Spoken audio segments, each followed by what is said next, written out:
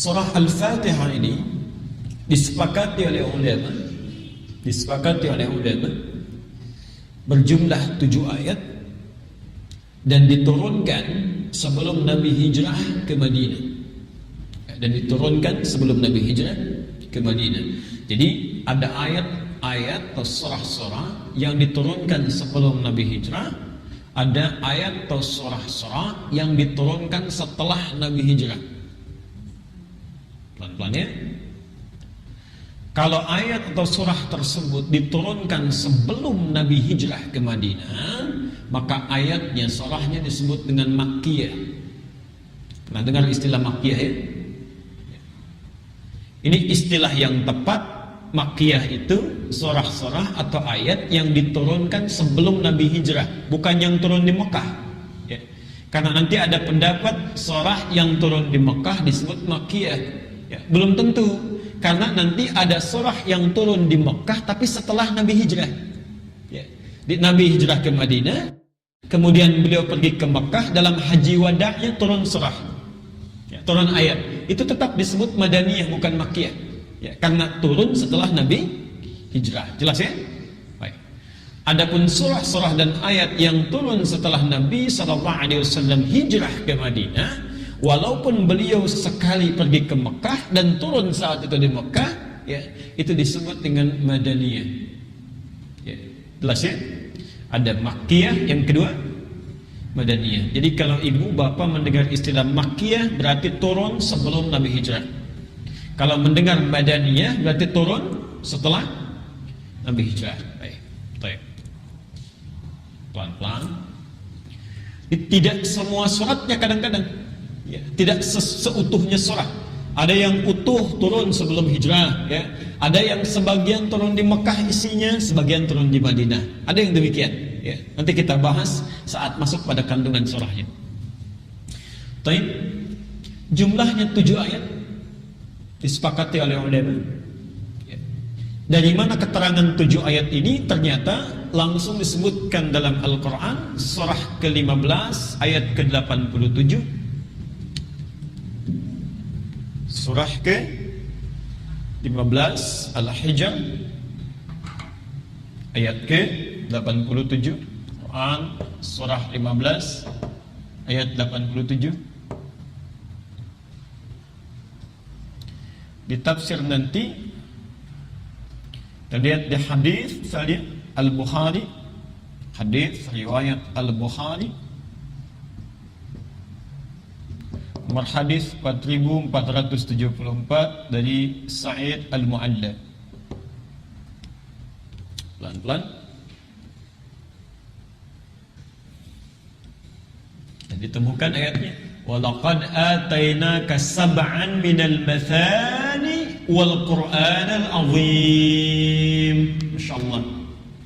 Perhatikan bagaimana Allah mengkhususkan surah Al-Fatihah dibandingkan dengan surah-surah yang lainnya. Walaqad atainaka, dan sungguh kami telah berikan untukmu, khusus Nabi ya. Ini pertanda bahwa surah ini, ayat Al-Fatihah ini, kandungannya tidak akan pernah ditemukan pada surah-surah sebelumnya yang diturunkan pada kitab-kitab sebelumnya. Di ibu tidak akan dapatkan, misal di Injil bapak tidak akan temukan, di Taurat tidak kita temukan, di Zabur tidak ada yang mirip dengan surah ini. Ini surah hanya dikhususkan, melekat pada rasul yang istimewa ya, surah yang sangat istimewa, khusus hanya pada Nabi Muhammad SAW saja. Karena itu redaksinya tidak menggunakan Nabi ya.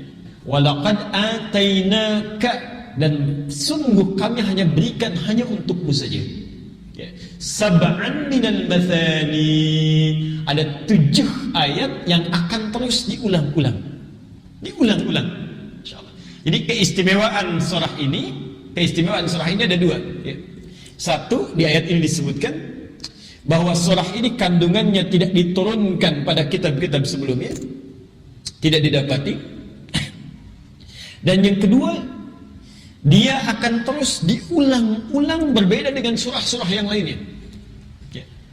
Bahkan wal Qur'anal azim, bahkan di Quran pun tidak akan pernah diturunkan atau ditemukan tidak akan pernah ditemukan satu surah yang terus akan diulang-ulang gitu, kecuali surah ini saja. Coba ibu cek, bapak cek, surah apa yang kita terus ulang-ulang dalam sehari itu, terus kita bacakan? Al-Fatihah. Dalam sholat kan minimal 17 kali sehari kita ulang-ulang. Dan hebatnya, tidak ada orang pernah bosan itu. Coba cek deh, gak ada orang bosan. Saya selalu bertanya, wallahu a'lam, sampai hari ini saya belum pernah ada dengar keluhan misalnya, Ustaz saya bosan baca Al-Fatihah itu, boleh nggak sekali nggak baca? Misalnya, nggak ada. Coba lihat ya, kalau bukan karena Allah yang menurunkan berfirman tentang Al-Fatihah ini, tidak akan pernah ditemukan satu kitab pun, satu kalimat pun di muka bumi ini yang bisa dibaca berulang-ulang sampai 17 kali dalam sehari. Kecuali pasti bosan itu orang. Pasti bosan. Ya, Masya Allah. Jadi itu kemuliaan Al-Fatihah yang pertama. Jadi ayatnya berjumlah 7 ayat. Ya. Kemudian yang kedua, dia memiliki keunggulan tidak ditemukan di kitab sebelumnya, dan keistimewaannya diulang-ulang oleh pembacanya tanpa punya rasa bosan. Ya. Jelas di sini? Kemudian Al-Bukhari nomor hadis 4474 ini menafsirkan ayat tadi. Ya, jadi kita coba ambil Qur'annya, tafsirkan di hadisnya. Lalu kita dengar bagaimana pendapat para ulama tentang itu. Abu Sa'id Al-Mu'alla ya, satu kali berada di masjid, digenggam tangannya oleh Nabi. Ya. Kata Rasulullah SAW, saya akan ajarkan padamu hari ini satu surah yang sangat istimewa, yang tidak akan pernah ditemukan dalam Injil, dalam Taurat, dalam Zabur. Sangat istimewa, Masya Allah. Lantas ketika akan keluar dari masjid, ya, orang ini berkata, ya Rasulullah, bukankah anda akan ajarkan pada saya? Kata Nabi, maka diajarkan, dibacakan surah Al-Fatihah itu. Alhamdulillahirabbil alamin, Ar-Rahman Ar-Rahim, sampai ujung ayatnya. Kata Nabi, inilah dia 7 ayat yang diulang-ulang yang khusus diturunkan kepadaku. 7 ayat yang diulang-ulang yang khusus diturunkan kepadaku. Ya. Jadi kalau di ayat Qur'annya tadi, walaqad atainaka sab'an minal mathani wal Qur'anil azim, kami telah turunkan kepadamu 7 ayat yang diulang-ulang. Ya. Orang masih bertanya, ayat apa itu? Surah apa itu? Ya. Maka ditafsir di Al-Bukhari nomor hadis 4474 dibacakan oleh Nabi, itulah Al-Fatihah. Jelas di sini? Baik. Di kemuliaan yang pertama.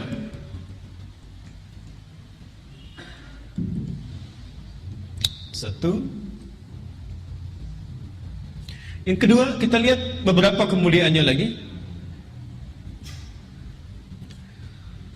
Surah ini di antara nama yang sangat populer dan tadi kita sebutkan berulang-ulang, ya, dinamakan dengan Al-Fatihah.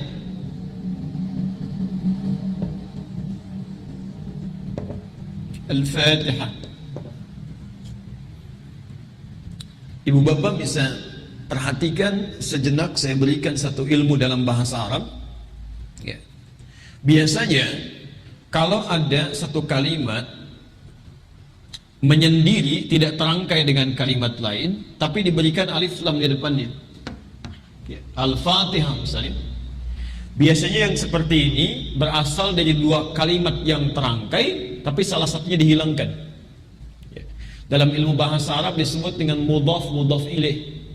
Ya, mudhaf ilaih. Jadi 2 kalimat disatukan, salah satunya dihilangkan.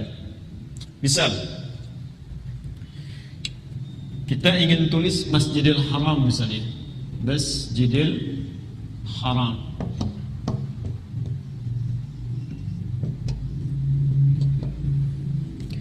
Kalau anda pergi ke Mekah, kemudian akan berangkat ke Masjidil Haram, orang-orang sana tidak ada yang menyebut Masjidil Haram. Al-Haram, haram, haram, haram, haram. Ya. Coba silakan cari taksi, pasti tawarannya haram, haram. Ya. Tamsyil haram, mau pergi ke haram, ya kan? Masjidnya nggak disebutkan ya? Baik. Ini bahasa Arab yang disebut mudhaf, kalimat yang disandarkan. Ini mudhaf ilaih, kalimat yang menjadi sandaran. Kalau dihapuskan kalimat yang tidak menggunakan alif lamnya, ya, Ini berarti berita yang ingin disampaikan ingin menekankan pada kalimat yang diberikan alif lam ini. Intinya ada di sini gitu, yang dimaksudkan ini. Ya. Seakan-akan ketika disebutkan al-haram, al-haram, orang sudah paham bukan masjid biasa yang dituju, tapi masjid ini nih yang punya sifat al-haram. Ya. Kenapa disebut dengan al-haram? Karena cuma masjid ini dan Masjid Nabawi disebut dengan al-haramain ya, yang punya sifat diharamkan kita melakukan perbuatan-perbuatan yang tidak disukai Allah di dalamnya. Ya. Hati-hati ya. Ini info saja sebentar. Dua kota suci, Makkah Al-Mukarramah dengan Al-Madinah Al-Munawwarah, itu disebut dengan istilah Al-Haramain Asy-Syarifain. Al-Haramain, dua tempat yang mengandung unsur Al-Haram. Maksudnya jika ada seseorang melakukan tindakan yang tidak disukai oleh Allah di situ, maka akan dibersihkan seketika. Tidak dibenarkan melakukan perbuatan yang dilarang, tidak disukai Allah. Anda lakukan misalnya di situ, waliyadzubillah, seketika akan dibersihkan. Asy-Syarifain, syarif dari kata syarif, syaraf. Syarif itu artinya kemuliaan yang langsung dibalas. Misal kita memberikan air, akhi tafadhal misalnya, kasih air. Lalu ketika diberikan air dibalas lagi misalnya, ya.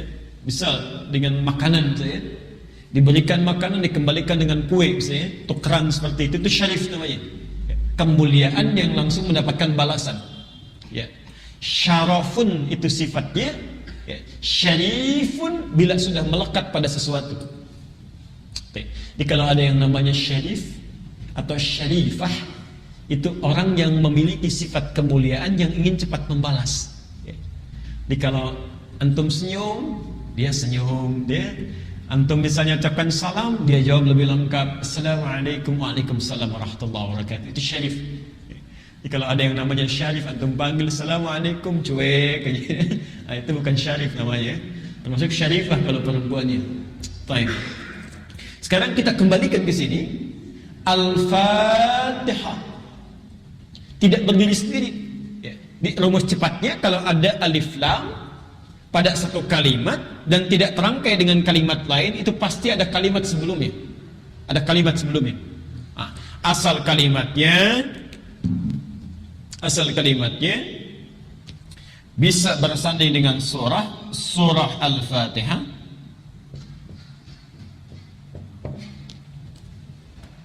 Ya. Atau ini yang unik nih, ada kalimat setelahnya. Cuma nanti alif lamnya dipindahkan ke sini. Ya. Dipindahkan ke sini. Ya. Ini hanya terjadi di sini nih. Ya. Bisa surah Al-Fatihah. Kalau kita tafsirkan seperti ini, seakan-akan ada keterangan di antara surah-surah yang penting di Quran yang ingin saya garis bawahi, yang ingin saya tekankan, yang ininya, bukan surahnya. Jelas di sini? Di antara sekian masjid yang ada, yang saya maksudkan ininya, yang al-haramnya. Ya. Jadi kalau ibu menemukan kalimat menggunakan alif lam, itu tandanya kalimat itu yang diinginkan untuk kita kaji. Ya. Kalimat itu yang diinginkan untuk kita fokus membahasnya. Surah Al-Fatihah, surahnya dibuang, ya. Dipertahankan Al-Fatihahnya. Seakan-akan ada pesan di sini. Yang penting dalam kajian ini, dalam bahasan ini, bukan surahnya tapi kandungan Al-Fatihahnya. Yang menarik, bisa juga kalimatnya berfungsi begini asalnya. Fatihatus Shalah.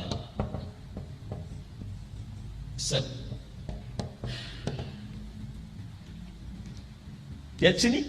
Fatihatus Shalah. Pembuka dalam sholat. Al-Fatihah itu artinya pembuka. Pembuka dalam sholat.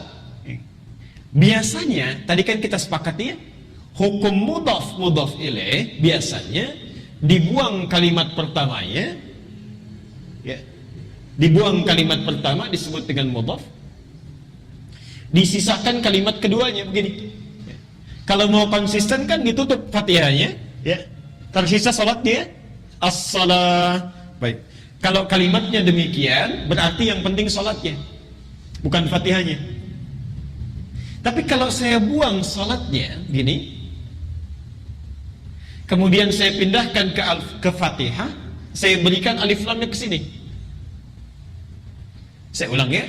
Asalnya Fatihatus Shalah begini. Ya. Lalu saya hapus kalimat keduanya untuk menekankan yang penting ininya, bukan ininya. Ya. Saya hilangkan misalnya salatnya, alnya saya pindahkan ke sini. Menjadi Al-Fatihah. Kalau menjadi seperti ini, seakan-akan ingin dikatakan, hei, salat yang kau lakukan itu, perhatikan betul, ada sesuatu yang sangat penting dalam salatmu. Apa itu? Ini. Al-Fatihah. Orang salat tapi tidak membaca ini, orang salat tapi tidak memahami ini, maka tidak akan sempurna salat yang dia lakukan. Ya. Maka dari itu muncullah hadis Nabi SAW, hadis riwayat Abu Daud. Tadi sudah Anda tulis.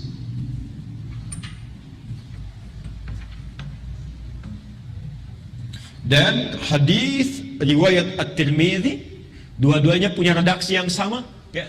Di At-Tirmidzi nomor hadis 230, Abu Daud nomor hadis 295. Kita akan temukan la salata liman lam yaqra bi Fatihatil Kitab.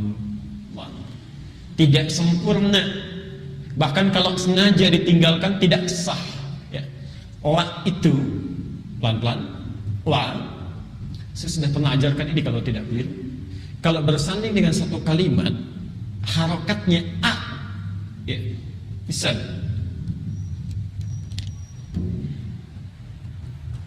La, setelah la ada kalimat misalnya, harokatnya a, la salata, misal. Ini. Maka fungsi la ini itu bisa berarti dua arti, dua makna. Satu, bisa berfungsi sebagai nafi, an-nafi. An-nafi. An-nafi itu menepikan, ya, menafikan, tidak menganggap sesuatu. Dia dianggap nggak ada, dianggap tidak ada. Kalau dalam ibadah dianggap tidak sah. Ya. Atau yang kedua, an-naqsi, an-naqsi, dianggap kurang, tidak sempurna. Dianggap kurang, tidak sempurna. Antum mesti hati-hati nanti, sebab Anda kalau saya berikan rumus cepat ini, sebab kalau Anda baca nanti belajar kitab Riyadhus Shalihin, ya, bab tentang ibadah, akan banyak menemukan huruf la bersanding dengan kalimat harakatnya fathah. Ya. Misal di Riyadhus Shalihin dari 1896 hadis itu, di hadis ketiga akan ditemukan dari Aisyah radhiyallahu anha kalimat la hijrata ba'dal fathi. Ya, la hijrata, la-nya pakai a setelahnya. La hijrata, bukan la hijratu, bukan la hijrati. La hijrata. Kalimat nabinya la salata liman lam yaqra bi Fatihatil Kitab. Ya. Kalau diartikan nafi, la-nya artinya menepikan, diterjemahkan tidak sah. Ya. Tidak sah salat seseorang bila dia tidak membaca Al-Fatihah dalam salatnya. Kenapa tadi ada kalimat Fatihatus Shalah, pembuka dalam salat? Karena yang ingin digarisbawahi bukan salatnya. Kalau salat jadi standar bagi orang tahu, ya. Orang paham semuanya salat, ya. Dia bisa takbir setiap muslim sampai dengan salamnya. Tapi kadang-kadang, mohon maaf, saking cepatnya, saking hafalnya bacaan salat, saking hafalnya gerakan salat, ya, tidak membuatnya khusyuk dalam bacaannya. Kadang ada yang terlewat, tidak sempurna membacanya. Ya. Pernah tidak mendengar satu berita? Bapak Ibu bisa bayangkan nggak? Maaf ya, ada orang sholat tarawih 11 rakaat hampir 1 jam. Ini ada 23 rakaat cuma 15 menit. Allahu Akbar, Allahu Akbar, Allahu Akbar, Allahu Akbar, Allahu Akbar. Ada banyak 15 menit 23 rakaat. Ya. Zaman Nabi saja yang kelihatan bagus sholatnya, kata Nabi, Anda belum sholat. Al-Bukhari nomor hadis 757. Ya. Hadis Muslim nomor hadis 397. Seorang sholat di samping Nabi, setelah selesai sholat kata Nabi, "Shalli fa innaka lam tusalli." Anda sholat lagi karena Anda belum sholat. Sampai 3 kali itu. Ya. Bahkan Al-Bukhari menyebut kitabnya, memberikan bab di situ, babul musifis sholat, bab yang orang yang buruk sholatnya, yang tidak bagus sholatnya. Maka dibuatlah kemudian satu kalimat Al-Fatihah, memberikan kesan dalam riwayat hadis ini. Di antara yang penting dalam sholat itu menjadi pembuka adalah bacaan Al-Fatihah. Anda sengaja meninggalkannya, tidak sah sholatnya. Anda tidak sempurna membacanya, tidak sempurna pahala sholatnya. Jelas ya? Baik. Jadi kita kembalikan dulu kenapa surah ini diberi nama dengan Al-Fatihah. Salah satunya dia menjadi pembuka, ya, bacaan pembuka yang dibacakan dalam salat, sekaligus menjadi pembuka atau surah bacaan pembuka yang dibacakan dalam susunan mushaf Al-Quran.